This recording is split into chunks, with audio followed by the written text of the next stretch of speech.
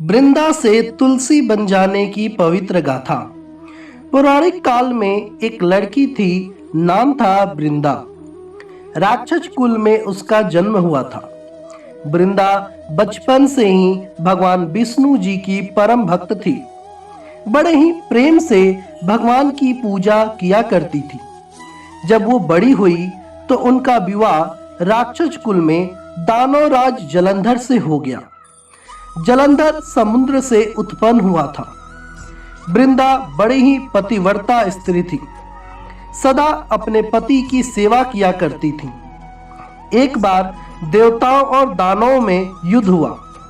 जब जलंधर युद्ध पर जाने लगे तो वृंदा ने कहा, स्वामी आप युद्ध पर जा रहे हैं, आप जब तक युद्ध में रहेंगे मैं पूजा में बैठकर आपकी जीत के लिए अनुष्ठान करूंगी, और जब तक आप वापस नहीं आ जाते हैं मैं अपना संकल्प नहीं छोड़ूंगी।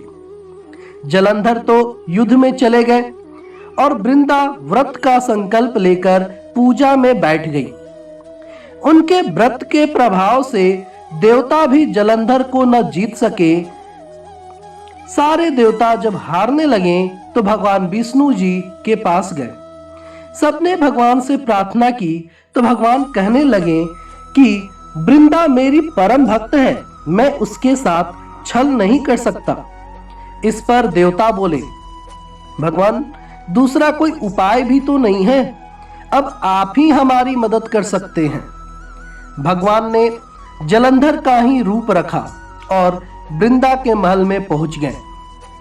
जैसे ही वृंदा ने अपने पति को देखा वे तुरंत पूजा में से उठ गई और उनके चरण छू लिए। जैसे ही उनका संकल्प टूटा, युद्ध में देवताओं ने जलंधर को मार दिया और उसका सिर काटकर अलग कर दिया। उनका सिर वृंदा के महल में गिरा। जब वृंदा ने देखा कि मेरे पति का सिर तो कटा पड़ा है, तो फिर ये जो मेरे सामने खड़े हैं ये कौन है? उन्होंने पूछा, आप कौन हैं जिसका स्पर्श मैंने किया?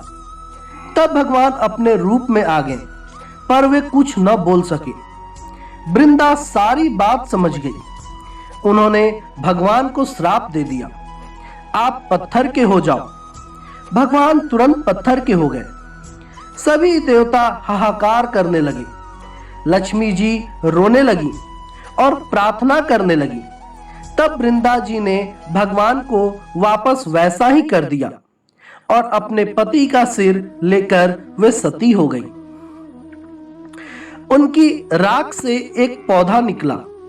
जब भगवान विष्णु जी ने कहा, आज से इनका नाम तुलसी है और मेरा एक रूप तुलसी के पास पत्थर के रूप में रहेगा, जिसे सालिग्राम के नाम से तुलसी जी के साथ ही पूजा जाएगा, और मैं बिना तुलसी जी के प्रसाद स्वीकार नहीं करूंगा। तब से तुलसी जी की पूजा सभी करने लगे और तुलसी जी का विवाह सालिग्राम जी के साथ कार्तिक मास में किया जाता है। देव उठनी एकादशी के दिन इसे तुलसी विवाह के रूप में मनाया जाता है। आपको ये कहानी कैसी लगी कृपया कमेंट जरूर करें। धन्यवाद दोस्तों।